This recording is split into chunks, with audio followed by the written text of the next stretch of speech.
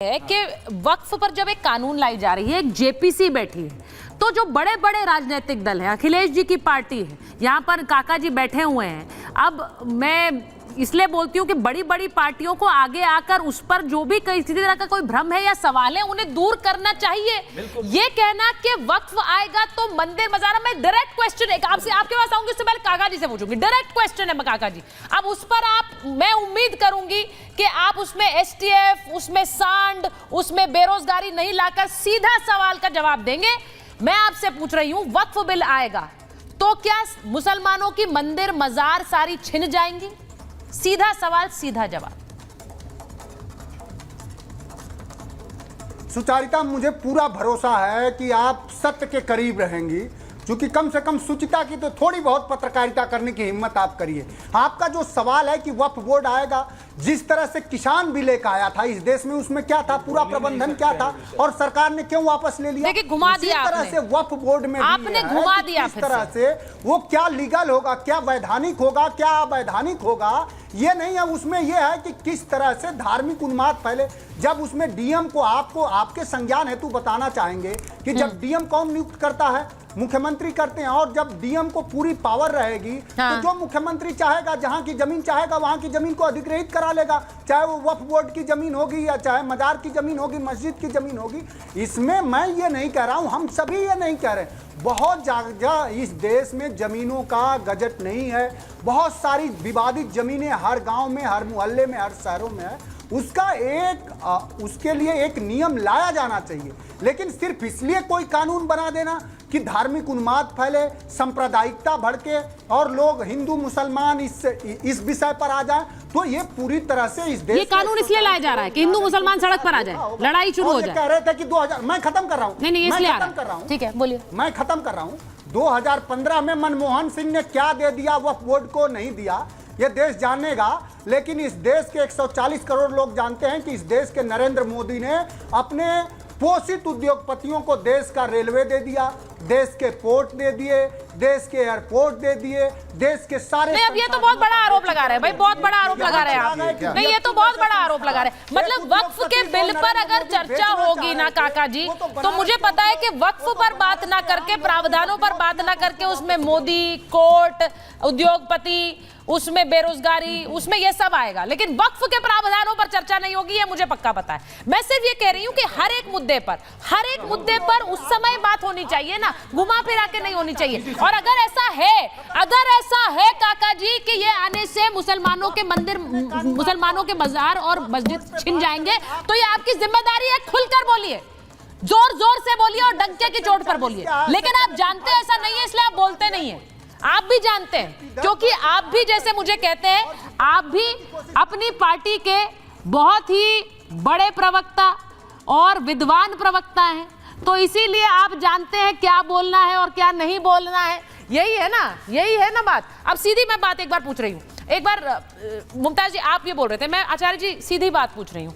ये जब असदुद्दीन ओवैसी खुलकर कबूलनामा कर रहे हैं, वो खुद कह रहे हैं, तो इसमें बचा क्या है? जब वो खुद कह रहे हैं अपनी तकरीर में, जो उन्होंने अपने लोगों से करी है कि भाई नहीं बचा पाओगे क्योंकि तुम्हारे पास कागज ही नहीं है। उन्होंने तो सत्य कह दिया ना। ओवैसी साहब तो हमेशा बैरिस्टर हैं, बहुत सोच समझ के बोलते हैं। उन्होंने सत्य कह दिया और ऐसी बात कह दी कि जिससे देश में आग लग जाए। और आज इस डिबेट में जो हुआ, मुझे कहावत याद आ गई, भानुमति का कुंभा जोड़ा, कहीं का रोड़ा कहीं का पत्थर, कहीं का, किस प्रकार से आज कहां से कहां फुदक के लोग पहुंच गए, लेकिन जो वास्तविक चीज है उसको नहीं। एक पुरानी कहावत, अभी कुछ दिन पहले सीए का वर्षन चल रहा था, सब कुछ कर रहा था, लेकिन एक ही बात चल रही थी, कागज नहीं दिखाएंगे। एक ही बात चल रही थी ना, और वही बात आज ओबीसी ने बोल दी इस देश में बलवा मचाने के लिए। मुझे बताइए, इस वक्फ एक्ट के अंदर एक बात लिखी हुई है, मैंने पहले भी टीवी में बोली थी इस बात को, यही बोला था, इफ वक्फ थिंक्स, सोचता है कि ये लैंड उनकी है, तो वो समस्त कार्रवाई आज से पहले तक उसके पे कर सकता था। अगर इस रिपब्लिक टीवी की जमीन जो अभी नई ली गई है, इस पर आकर कोई वक्फ वाला बोल दे कि मुझे लगता है कि ये जमीन जो है कहीं ना कहीं वक्फ की गई थी, तो मुझे लगता है कि आज शायद इतने बड़े स्ट्रक्चर को आप, कोई इतना बड़ा मीडिया चैनल भी, क्योंकि पार्लियामेंट पे दावा कर दिया, पार्लियामेंट के ऊपर दावा हो गया ना जनाब, हनुमान मंदिर पे दावा हो गया, इस 80% दिल्ली पे दावा हो गया है कि 80% जमीन उसकी। और सोचे खेल क्या है, जी कह रहे हैं वो कोर्ट में साफ हो गया कि हमारी। मुझे बताइए, ये कहते हैं कि जब हिंदुस्तान, दिल्ली से यहाँ के लोग मुसलमान पाकिस्तान गए तो वो वक्फ कर गए, तो वक्फ करके गए तो कोई कह के तो नहीं गए होंगे, कागज देके गए होंगे। वो कागज कहाँ है, वो कागज कहाँ है भाई साहब? वक्त करके गए होंगे। जवाब दे दीजिए इसका, अरे भाई वक्त बोल के कर गए क्या? बोल के कर गए? मुझे बताइए ना, कागज दिखाएंगे, विल करके गए होंगे, विल। अरे भाई साहब विल भी होती है ना, कोई गवाह तो होगा। अरे वक्त करके ये कागज एक बात बोली कि भाई उनकी ज्यादा चली गई ना, उनकी तो ज्यादा चली जा चुकी है। इसीलिए देखिए, उनकी तो ज्यादा चली गई है। मोदी सरकार, अरे आपने अभी बोला था जायज नाजायज, आपने बोला था जायज नाजायज। आप तो हलाल वाले लोग हो, हलाल पे बात, हलाल का मतलब जायज है ना भाई साहब। जायज बात करो, नाजायज बात करो। मुमताज जी बोल रहे हैं। जायज बात कर रहे हैं। देखिए ऐसा है कि एक तो आप जो कह रहे हैं कि 47 के बाद जिस तरह के हालात पैदा हुए, उसमें सारे लोग मारे गए, हिंदू मुस्लिम सब, ठीक है, उसमें कोई दो राय नहीं, और लोग भागे, अफरा तफरी, वो बहुत बदकिस्मती वाला वाकया था जो हमारा बंटवारा हुआ। नंबर 1। नंबर 2 ये कि वक्फ बोर्ड इसीलिए बनाया गया था मैडम कि तमाम जो ऐसी ज़मीनें हैं जहाँ कब्रस्तान है, जहाँ मस्जिदें हैं, जहाँ इमाम बाड़े हैं, बारगाहें हैं, तो उनको जो है बाकायदा रजिस्टर कर दिया जाए, उनको चिन्हित कर दिया जाए ताकि कोई गलत फहमी न हो। इसी तरीके से जब सेंट्रल वक्फ काउंसिल बनी तो मैं आपको बता दूं, मोदी जी की सरकार जब नजमा हेपतुल्ला कैबिनेट मिनिस्टर थी माइनॉरिटी की तब से, और जब नकवी साहब थे, मुख्तार अब्बास नकवी, तब तो बाकायदा 2 कंप्यूटर और लोग, स्टाफ हर स्टेट में रखे गए और उनसे ये कहा गया कि जहां जहां वक्फ की लैंड है उनको आप रजिस्टर कर लीजिए। तो इसलिए वो रजिस्ट्रेशन है। कागज तो दिखाओगे कागज की बात, एक मिनट, ये विश्व पे थोड़ी हो गया, मुझे 1947 कागज भी है। देखिए ओआईसी की बातों में न जाइए, मैं आपको बता रहा हूं ओआईसी जो है जिम्मेदार नहीं है। मैं जान अरे ओआईसी बोर्ड की अपनी जमीन जो है वो मौलाना साहब को, गैलवी साहब को दे जाऊं। काजी साहब खुद भाग रहे थे जनाब, काजी साहब खुद भाग रहे थे, काजी साहब खुद भाग रहे थे। सत्य सामने कागज की बात जब सुचारू, अरे कागज लेके जाओ ना, कागज दिखाओगे, कागजात भी है, और हम अगर स्टैंड कर रहे हैं, अगर कागज है तो कानून पेश करो। ये वही देखिए 123 प्रॉपर्टी पे अगर हम मुकदमा लड़ रहे हैं, अगर हम अदालत में मौजूद हैं, कहाँ लड़ रहे हैं, कर रहे हैं, मुमताज जी, अब इतना समय नहीं होता है कि मैं